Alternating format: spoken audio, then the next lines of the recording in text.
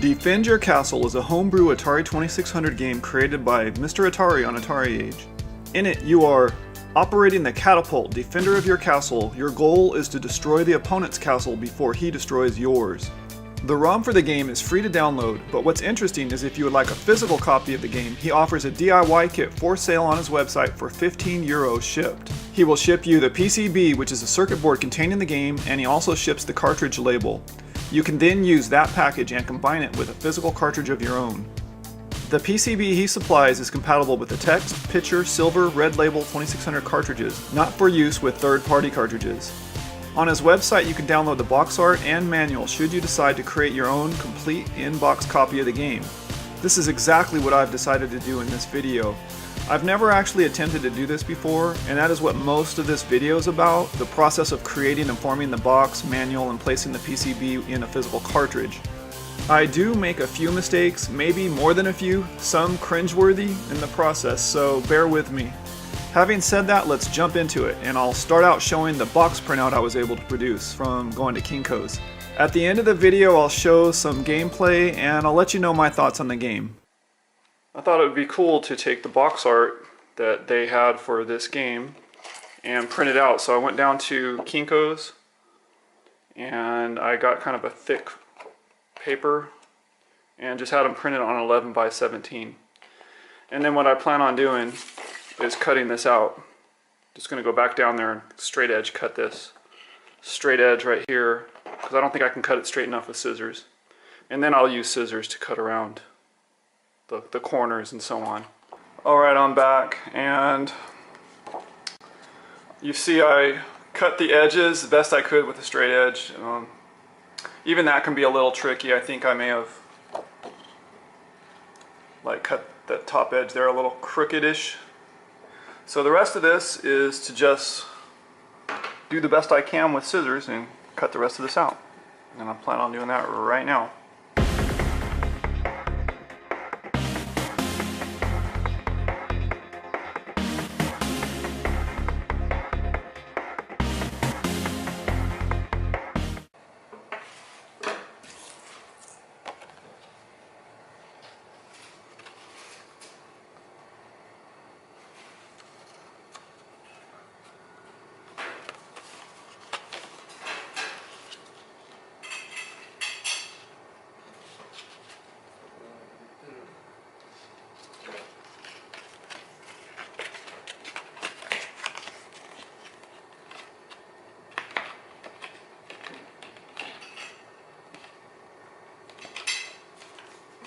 Just hope it's right.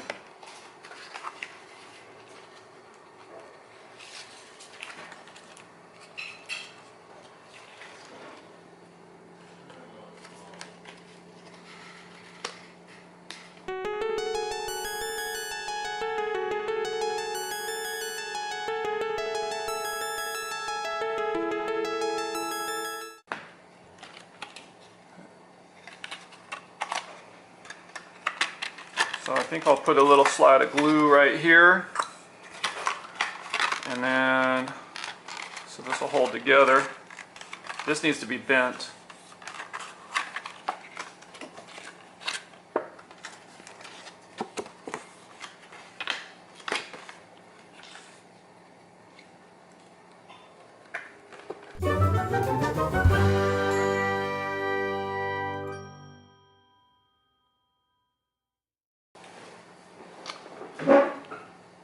I'm going to go ahead and use this washable school glue, see how good it does, and I'll hold it with a couple of little clamps things. Hopefully I get it right. I have to get it just right. Elmer's washable school glue.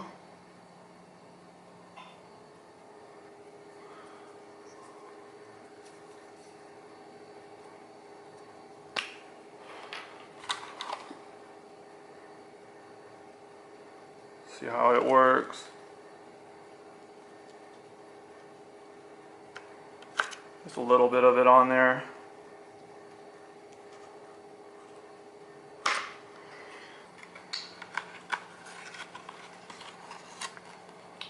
Clamp that side.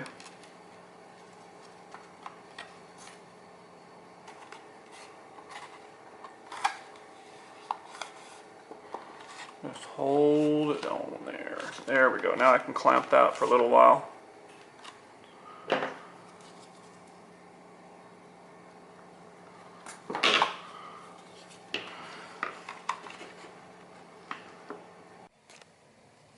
So what I did was I put coins in there to hold it down. But anyway, here's my box. Overall, came out pretty good. I overbent this back, and so there's a few little defects, but right here it's not perfect. It's not a perfect box, but I really am satisfied with how it came out for $3.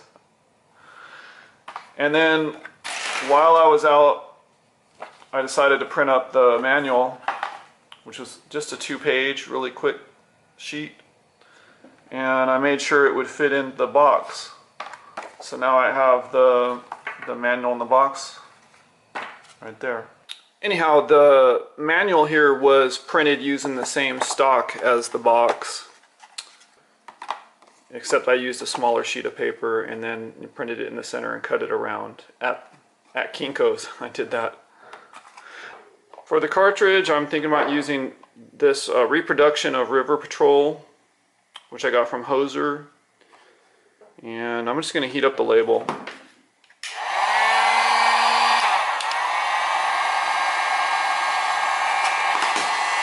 Take off the label.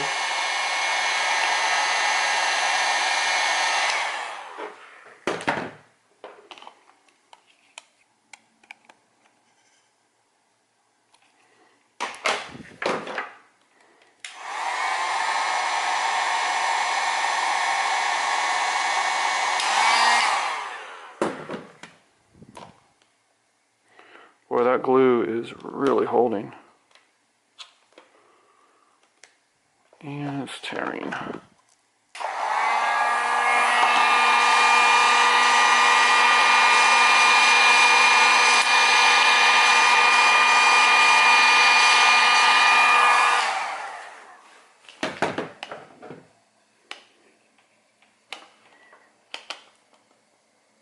Let's see.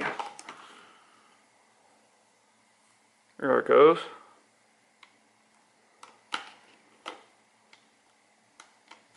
Just that top corner there.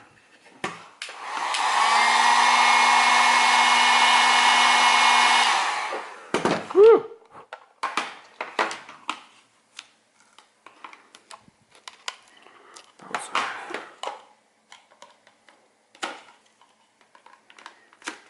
Okay, cool. Got that off. Let's see if I can get the end label off.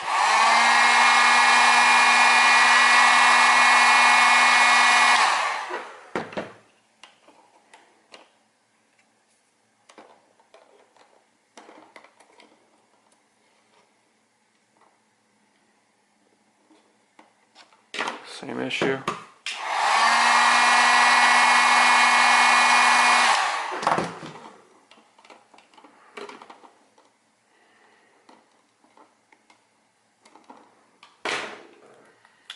Okay, so I should be able to reapply these labels if I ever need to.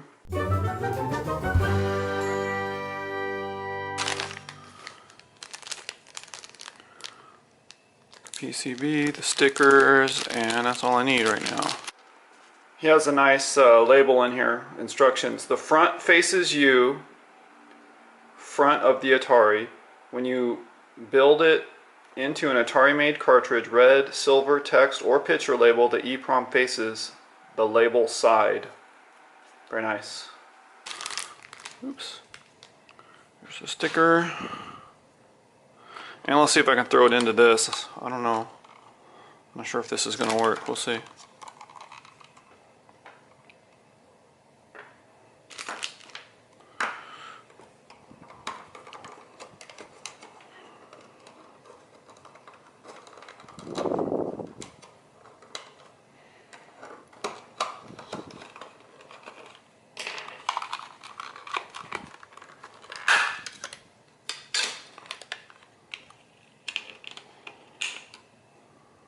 River Patrol out.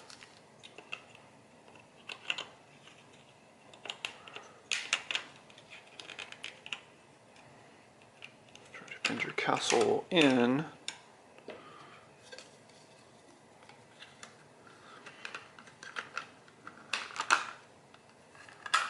Hope I got that on camera. And now let's go try it on the Atari. Alright, now that we know that it works, the next step is to just throw on the labels.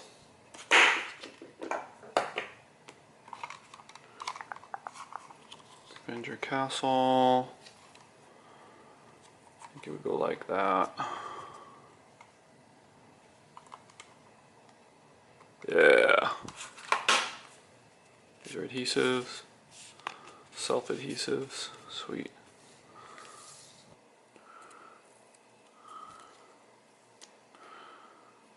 Bend your castle. I think I want it like that.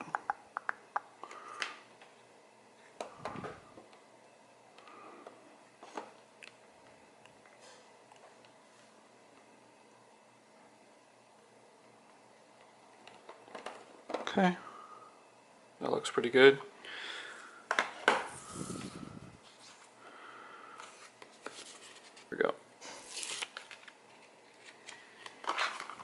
This is the fun part.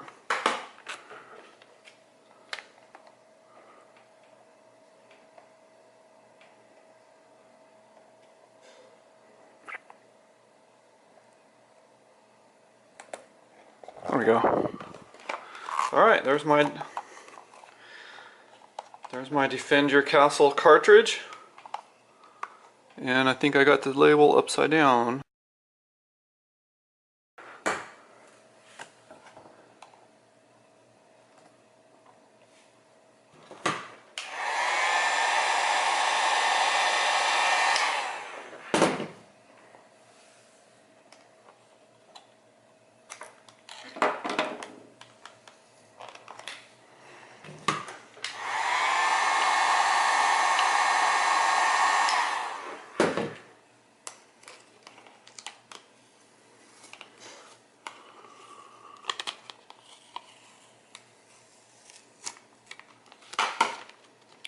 Turn it around, and since I just peeled it off, let's add a little adhesive.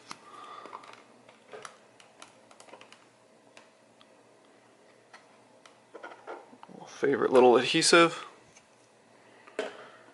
Throw it back on. This time let's do it right.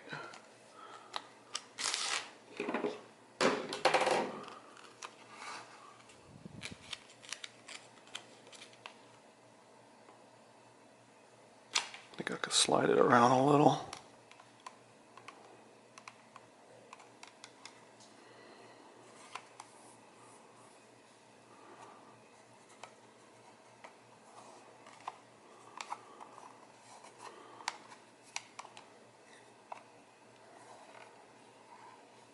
Okay, very nice.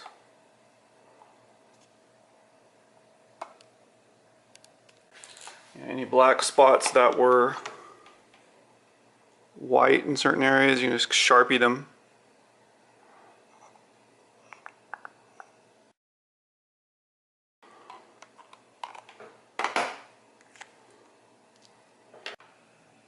So that's my completed Defend Your Castle cartridge and label taken from a prototype, or actually taken from a reproduction cartridge. And I still have the label here. I'll throw it in a plastic baggie should I ever find a blank cartridge shell to use for that. So I'm just going to grab a baggie, put the River Patrol reproduction in, peel it right off. Might have to fold it in there.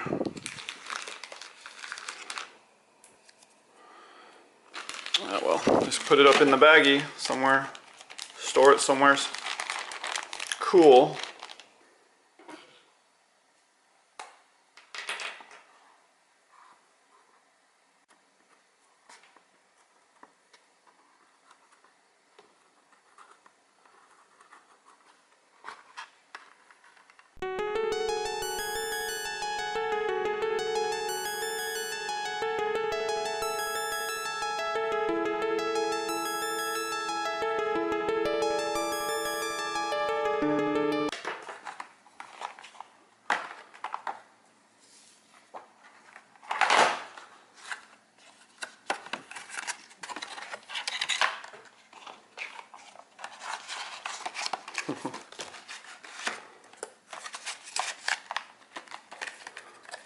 It's in there pretty good.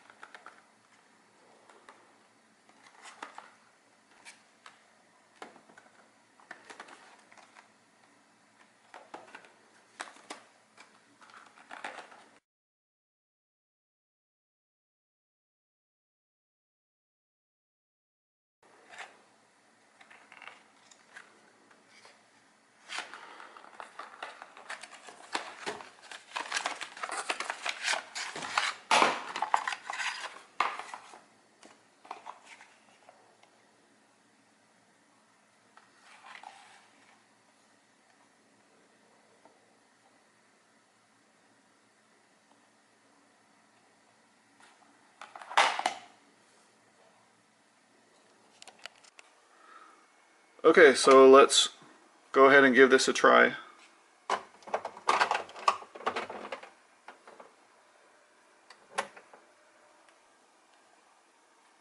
Aha, it works. Even though this whole project's been about using the physical media, I thought I would use emulation because it records better, it looks better on the screen. So when you first start up Defend Your Castle, it's important to go in and change the color mode to black and white, because that selects it to NTSC, unless you're in the PAL area. So I did that first before I started up the emulator, or before I started up the game.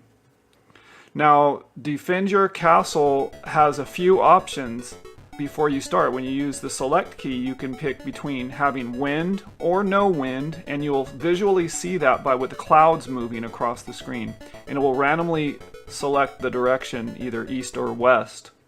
You can select between the number of castles to defend, the 1, 3, 5, or 7, and you also can select between slow, medium, or fast, and it shows that on the screen as S, M, or F. And so what that does is it selects the speed of your catapult, or how fast the projectile moves. And so it's taken into effect the wind speed and the projectile speed. I prefer to play it on sort of the slow mode. To play Defend Your Castle, you hold the fire button for a period of time and then you let go, and then that sends your projectile off to the other side. The shorter that you hold the fire button, the less distance it will go. You have the capability of shooting all the way across the screen, and the projectile will wrap around and could potentially even hit your own. You can hit yourself and you can destroy your own castle, so you have to be careful about that. When a projectile hits your catapult, you are stunned for a few seconds and you can't do anything. So you have to also dodge the projectiles coming in from your opponent. As you score a castle, your score indicator goes up, and that's displayed underneath your catapult. As you move left and right, that digit will increase. And then when you win, a nice jingle is played, and you get to play all over again. In my opinion, Defend Your Castle could have easily have been named Castle Smackdown or something like that instead, because really in this game there is no defending your castle. All you can do is attack your opponent's castle. This is an offensive 2-player game. It's hard to find a second player, so what I'm doing is I'm playing both sides. I'm using 2 joysticks and I'm playing both players. I think it would be much funner to play with a second human opponent.